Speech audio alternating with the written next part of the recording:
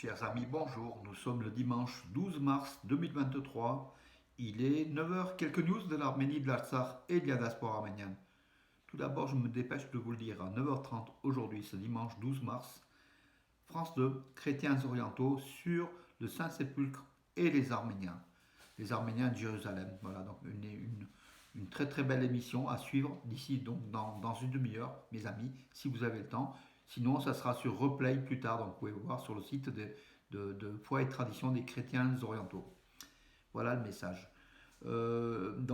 Hier, un transporteur arménien, un nouveau transporteur arménien, la compagnie aérienne Armenian Airlines, qui était connu en fait, qui est revenu après une vingtaine d'années d'absence. Donc une nouvelle compagnie, Armenian Airlines, avec le même logo que l'ancienne compagnie Armenian Airlines, est venue sur le marché arménien et a effectué son premier vol en direction de Moscou. Donc voilà, c'était samedi 11 mars, donc hier, depuis l'aéroport de Zvatnots vers Tchernomovo, donc à Moscou, avec un Airbus A321-200. Donc voilà, donc les vols vont reprendre en direction aussi de Sochi et puis d'autres destinations.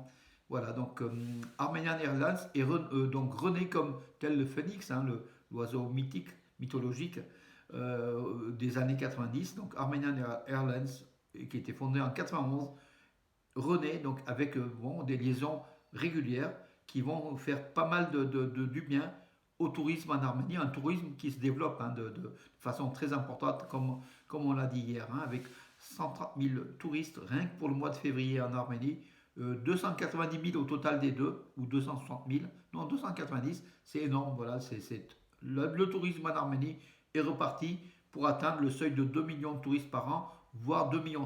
Donc l'Arménie prévoit 2,5 millions d'ici 2-3 ans. On peut même aller à 3 millions, 4 millions de touristes dans les années qui viennent. Les infrastructures touristiques sont bonnes en Arménie, sont développées, et c'est une manne financière, économique importante pour l'Arménie, le tourisme, tout simplement, mes amis. Allez-y en Arménie, n'hésitez pas. Il faut à chaque fois penser à l'Arménie. En allant en Arménie en tourisme, vous ferez du bien à l'économie arménienne, vous ferez du bien au peuple arménien, vous ferez du bien à l'armée arménienne, qui grâce aux bénéfices des sociétés, grâce à la consommation, à la vie économique en Arménie, peut retirer des avantages financiers pour acheter des armes, pour protéger la sécurité de l'Arménie, pas pour attaquer, pour défendre. Voilà, c'est l'esprit arménien. Et puis donc le Aznavour. Aznavour, donc l'an prochain, en 2024, c'est le centième anniversaire de sa naissance, du grand chanteur franco-arménien Charles Aznavour. En Arménie, donc sur la place de France, il y a la sculpture de Rodin, donc une sculpture que Rodin avait effectuée, qui avait été offerte par la France à l'Arménie, donc il y a quelques années de cela. Sur cette place-là, le conseil municipal d'Erevan, enfin de la ville d'Erevan, veut y installer une statue encore plus grande de Charles Aznavour. Charles Aznavour à l'occasion du centième anniversaire de sa naissance l'an prochain. C'est ce qu'a déclaré la conseillère municipale Isabella Abgarian. Elle a donné quelques détails. Mais sur cette boulevard Mashtots, qui est l'un les plus longs d'Erevan, le boulevard qui mène, on voit au fond le Madenataran d'Erevan, sur ce long boulevard, euh, cette place de France qui est pratiquement pas loin du Madenataran, derrière on voit le Madenataran. Euh, Certains pensent que bon, Aznavour c'est peut-être inapproprié, peut-être il y aurait peut-être un autre, moi je pense à Mesrop Mashtots, mais effectivement, Aznavour, on peut le placer. C'est étonnant, il y a la place Charles Aznavour à Yerevan, pas loin sur Apovian, en fait, la rue Apovian. On aurait pu placer là la statue de Charles Aznavour. Or, la municipalité d'Yerevan désire placer un endroit encore plus majestueux sur le boulevard Mashtots, face au Madinataran. Moi, j'aurais vu une statue donc en bronze de Mesrop Mashtots. Je crois qu'à Yerevan, j'en ai pas vu. Bien sûr, il y a la statue en pierre en demi-relief sur les murs du Madinataran, à l'entrée de Madinataran, avec Naregatsi, Shiragatsi. Mais voilà, donc, la municipalité d'Erevan a décidé de placer la statue de Charles Aznavour sur cette place de France. Voilà. Euh, c'est peut-être un bon choix, mais en tout cas, voilà, donc le débat est en cours en Arménie, mais c'est une décision, il faut obéir aux décisions municipales, hein, voilà. Alors, le problème de la SAR et le problème de 10 millions d'Arméniens a conclu la première journée de la conférence Futur Arménien. Donc, l'américain-américain Arik Gevorkian, président du comité de comptage, qui a affirmé que effectivement les 10 millions d'Arméniens doivent être préoccupés par la question de la SAR. C'est notre problème de résoudre aussi la question de la SAR avec la population arménienne de la SAR également, hein. Donc, c'est pas que l'Arménie sur ses frêles épaules, l'Arménie qui a beaucoup de problèmes à régler, ne peut pas toute seule régler le problème de l'Artsar. Il faut aussi la solidarité des 10 millions d'Arméniens de la planète pour essayer d'arriver à quelque chose pour la vie donc de l'existence de l'Artsar. D'ailleurs, un de mes confrères, Abramian, donc Aram Abramian, qui publie en Tchéquie la revue Horaire, qui est intervenu aussi dans ce même forum le futur arménien, le futur arménien. Il a affirmé que justement que la question de l'Artsar est une question clé et que sans l'Artsar, avec la perte de l'Artsar, ce sera la perte de l'Arménie. L'existence de l'Artsar, l'Arménie dépend de l'existence de l'Artsar. Voilà tout simplement en conclusion.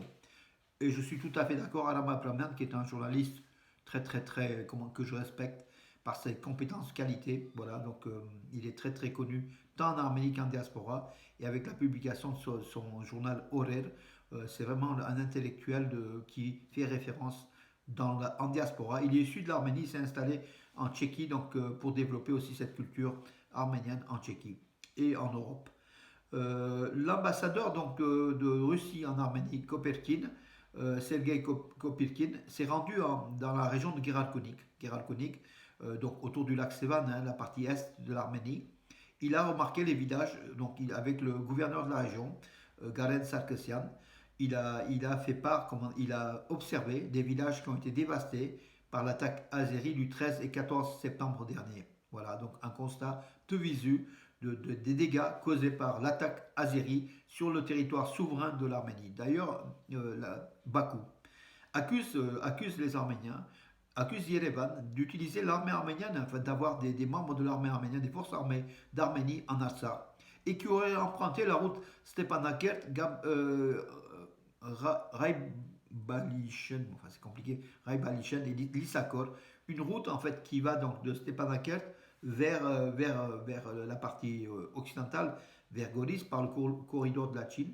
Donc Bakou accuse l'Arménie. L'Arménie dit on n'a aucun soldat arménien sur le territoire de l'Artsakh. Donc les soldats donc, de l'Artsakh sont ceux qui sont en Artsakh, sont des citoyens de l'Artsakh, sont des soldats de l'Artsakh. Voilà une accusation mensongère une nouvelle fois de Bakou, peut-être pour préparer une guerre. Bakou accuse à chaque fois les Arméniens de tirs pour cacher ses tirs à lui, en fait, à eux, donc les tirs qui rompent le cessez-le-feu, hein. À chaque fois, Bakou réalise des tirs et accuse les Arméniens d'avoir tiré sur les positions azéries. Voilà la méthode turco-azérie, hein, donc d'accuser.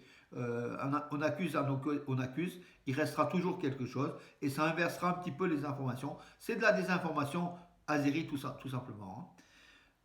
Voilà. Et d'ailleurs, l'Azerbaïdjan est en colère. Donc hier matin, un avion militaire iranien a survolé une zone à quelques kilomètres de la frontière au nord de l'Iran et l'Azerbaïdjan. Donc les zones proches du sud des territoires occupés de l'Artsakh en fait, hein. L'Azerbaïdjan a qualifié l'incident de provocation au point de convoquer l'ambassadeur d'Iran à Bakou pour faire part de son courroux, sa colère. Voilà, c'est ce qu'a affirmé le ministère des Affaires étrangères d'Azerbaïdjan, une note de protestation, hein, donc une note de protestation contre Téhéran. Ça montre le niveau de la crise entre l'Azerbaïdjan et l'Iran. À tout moment, ça peut exploser. Et je peux vous dire que les 100 millions d'Iraniens qui sont au sud de l'Azerbaïdjan ne vont pas se laisser faire face au diktat donc, des Turco-Azéris. C'est deux mondes, l'Empire ottoman qui va affronter l'Empire perse, hein, voilà, et qui va venir. Bakou qui essaye de titiller le nationalisme des Azéris du nord de l'Iran. qui essaye d'envahir les Ankézouls arméniens. À chaque fois, donc l'Iran, Téhéran protège sa suprématie, sa zone tout simplement.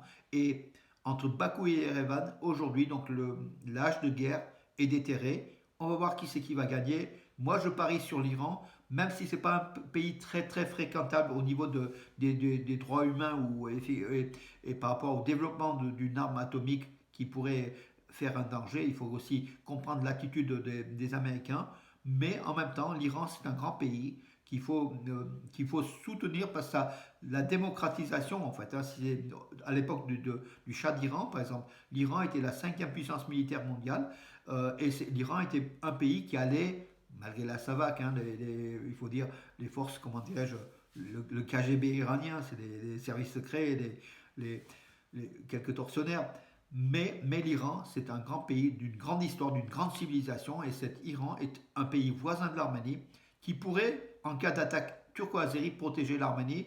Voilà notre, comment dirais-je, notre, enfin, l'Arménie n'a pas 50 ans hein, par rapport à l'Iran.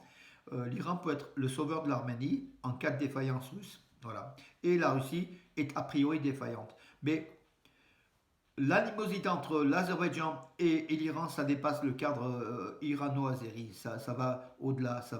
Donc c'est la guerre turco-azérie. Et même le clan occidental, donc avec les Américains, les Israéliens qui sont proches de Bakou, et que peut-être il y aurait des bases même israéliennes de la Mossad installées en Azerbaïdjan, près de la frontière iranienne. Ça, c'est du peut-être, on n'a pas, comment dire, c'est un peu plus que des rumeurs, mais on n'a pas vu beaucoup d'éléments, mais c'est plausible, c'est plausible. Et l'Iran ne laisse pas faire. Voilà. Donc, tout incident à la frontière entre l'Iran et l'Azerbaïdjan peut très vite se transformer en guerre. Voilà. Mais écoutez, si Aliyev veut la guerre à l'Iran, qu'il aille. Et puis il verra les conséquences. Mais peut-être que ça sera une guerre beaucoup plus importante parce que l'Iran attire aussi beaucoup de puissances hostiles.